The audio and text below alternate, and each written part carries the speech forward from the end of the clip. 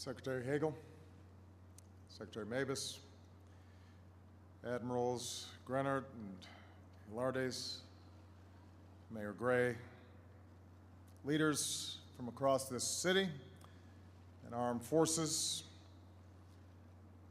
to all the outstanding first responders, and most of all, the families whose hearts have been broken. We cannot begin to comprehend your loss. We know that no words we offer today are equal to the magnitude, to the depths of that loss. But we come together as a grateful nation to honor your loved ones, to grieve with you, and to offer, as best we can, some solace and some comfort. On the night that we lost Martin Luther King Jr. to a gunman's bullet, Robert Kennedy stood before a stunned and angry crowd in Indianapolis, and he broke the terrible news. And in the anguish of that moment, he turned to the words of an ancient Greek poet, Aeschylus. Even in our sleep, pain, which we cannot forget, falls drop by drop upon the heart until, in our own despair, against our will, comes wisdom through the awful grace of God. Pain, which cannot forget, drop by drop upon the heart. The tragedy and the pain that brings us here today is extraordinary. It is unique.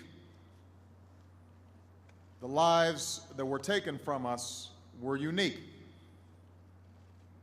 The memories their loved ones carry are unique, and they will carry them and endure long after the news cameras are gone.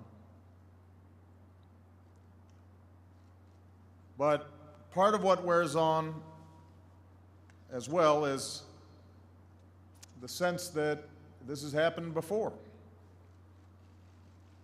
Part of what wears on us, what troubles us so deeply as we gather here today is how this senseless violence that took place in the Navy Yard echoes other recent tragedies. As president, I have now grieved with 5 American communities ripped apart by mass violence. Fort Hood, Tucson, Aurora, Sandy Hook, and now the Washington Navy Yard. And these mass shootings occur against a backdrop of daily tragedies, as an epidemic of gun violence tears apart communities across America, from the streets of Chicago to neighborhoods not far from here. And so once again, we remember our fellow Americans who were just going about their day, doing their jobs, doing what they loved, in this case, the unheralded work that keeps our country strong and our Navy the finest fleet in the world. These patriots doing their work that they were so proud of and who've now been taken away from us by unspeakable violence. Once more, we come together to mourn the lives of beauty and to comfort the wonderful families who cherish them. Once more, we pay tribute to all who rush towards the danger, who risk their lives so others might live, and who are in our prayers today, including Officer Scott Williams. Once more, our hearts are broken. Once more, we ask why. Once more, we seek strength and wisdom through God's grace. You and your families, this Navy family, are still in the early hour of your grief. And I'm here today to say that there is nothing routine about this tragedy. There's nothing routine about your loss. Your loved ones will not be forgotten. They will endure in the hearts of the American people and in the hearts of the Navy that they helped to keep strong, in the hearts of their coworkers and their friends and their neighbors. I want them to know how she lived, Jessica Gardy said of her mother, Kathy. She is not a number or some statistic. None of these 12 fellow Americans are statistics. Today, I want every American to see how these men and women lived. You may have never met them, but you know them. They're your neighbors. Like Arthur Daniels, out there on the weekend polishing his white Crown Victoria. And Kenneth Proctor, with his beloved yellow Mustang, who, if you asked, would fix your car too. She was the friendly face at the store. Sylvia Frazier, with her unforgettable gold hair, who took a second job at Walmart because she said she just loved working with people. She was the diehard fan you sat next to at the game. Kathy Gardy loved her hockey and her Caps, season ticket holder for 25 years. There were the volunteers who made your community better. Frank Kohler giving dictionaries to every third grader in his county. Marty Boudrog leading the children's Bible study at church. They lived the American dream, like Kisan Pandit, who left everything he knew in India for this land of opportunity and raised a wonderful family and dedicated himself to the United States Navy. They were proud veterans, like Gerald Reed, who wore the Army uniform for more than 25 years, and Michael Arnold, who became one of the Navy's leading architects, of whom a colleague said nobody knew those ships like him. They were dedicated fathers, like Mike Rigel, coaching his daughter's softball teams, joining Facebook just to keep up with his girls, one of whom said he was always the cool dad. They were loving mothers, like Mary Frances Knight, devoted to her daughters, and who had just recently watched what joy as her older daughter got married. They were doting grandparents, like John Johnson, always smiling, giving bear hugs to his 10 grandchildren, and who would have welcomed his 11th grandchild this fall.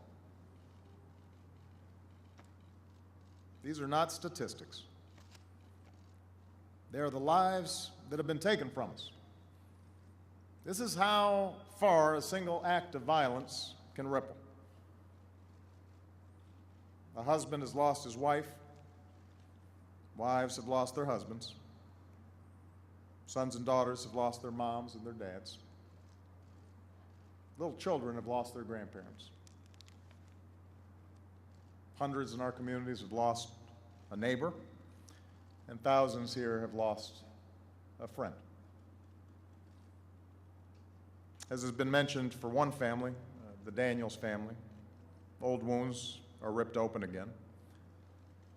Priscilla's lost Arthur, her husband of 30 years, only a few years ago, as Mayor Gray indicated. Another shooting took the life of their son, just 14 years old. I can't believe this is happening again, Priscilla says.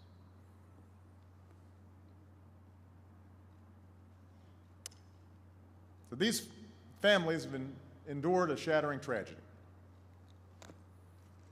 It ought to be a shock to all of us, as a nation and as a people. It ought to obsess us.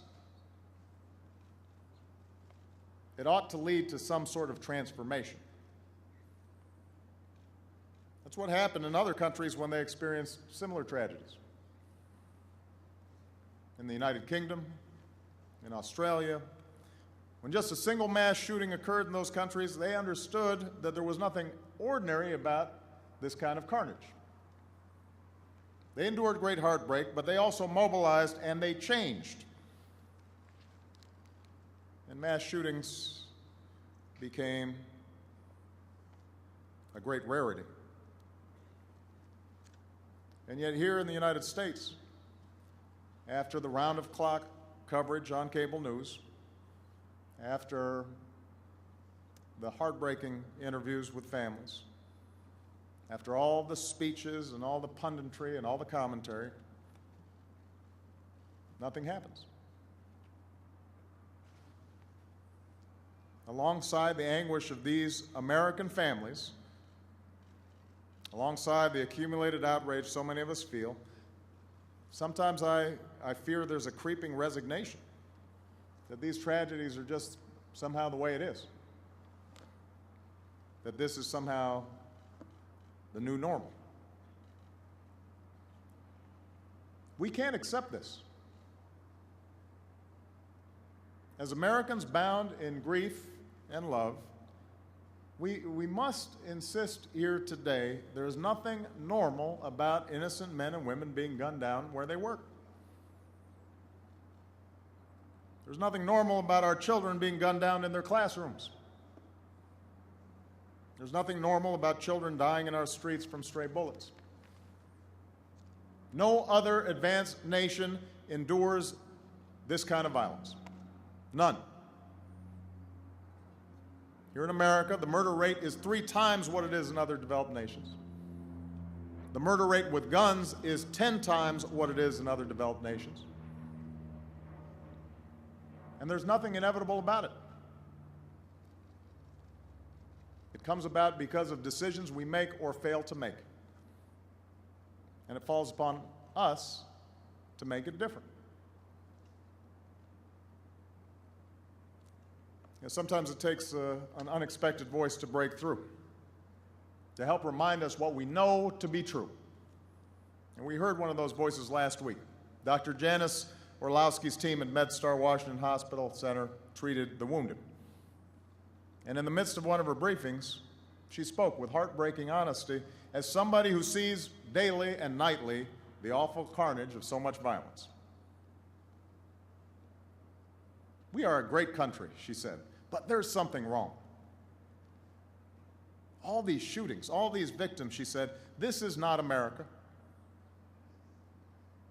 It is a challenge to all of us, she said, and we have to work together to get rid of this. And that's the wisdom we should be taking away from this tragedy, and so many others. Not accepting these shootings as inevitable, but asking what can we do to prevent them from happening again and again and again. I've said before, we cannot stop every act of senseless violence. We cannot know every evil that lurks in troubled minds. But if we can prevent even one tragedy like this, save even one life, spare other families what these families are going through, surely we've got an obligation to try. It's true that each of the tragedies I've mentioned is different, and in this case, it's clear we need to do a better job of securing our military facilities, deciding who gets access to them. And as Commander-in-Chief, I've ordered a review of procedures up and down the chain, and I know that Secretary Hagel is moving aggressively on that. As a society, it's clear we've got to do a better job of ensuring that those who need mental health care actually get it, and that in those efforts, we don't stigmatize those who need help. Those things are clear, and we've got to move to address them. But we Americans are not an inherently more violent people than folks in other countries. We're not inherently more prone to mental health problems. The main difference that sets our nation apart, what makes us so susceptible to so many mass shootings, is that we don't do enough, we don't take the basic common sense actions to keep guns out of the hands of criminals and dangerous people. What's different in America is it's easy to get your hands on a gun. And a lot of us know this. But the politics are difficult, as we saw again this spring. And that's sometimes where the resignation comes from, the sense that our politics are frozen and that nothing will change. Well, I cannot accept that. I do not accept that we cannot find a common sense way to preserve our traditions, including our basic Second Amendment freedoms and the rights of law-abiding gun owners, while at the same time reducing the gun violence that unleashes so much mayhem on a regular basis. And it may not happen tomorrow, and it may not happen next week, it may not happen next month, but it will happen because it's the change that we need, and it's a change overwhelmingly supported by the majority of Americans. By now, though, it should be clear that the change we need will not come from Washington, even when tragedy strikes Washington. Change will come the only way it ever has come, and that's from the American people. So the question now is not whether, as Americans, we care in moments of tragedy. Clearly we care. Our hearts are broken again. And we care so deeply about these families. But the question is, do we care enough? Do we care enough to keep standing up for the country that we know is possible, even if it's hard, and even if it's politically uncomfortable? Do we care enough to sustain the passion and the pressure to make our communities safer and our country safer?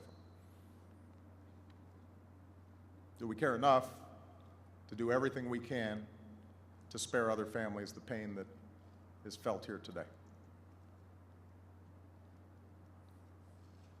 Our tears are not enough. Our words and our prayers are not enough. If we really want to honor these 12 men and women, if we really want to be a country where we can go to work and go to school and walk our streets free from senseless violence, without so many lives being stolen by a bullet from a gun, then we're going to have to change. We're going to have to change. On Monday morning, these 12 men and women woke up like they did every day. They left home and they headed off to work. And Gerald Reed's wife, Kathy, said, "See you tonight for dinner." And John Johnson looked at his wife, Judy, and said what he always said whenever they parted: "Goodbye, beautiful. I love you so much."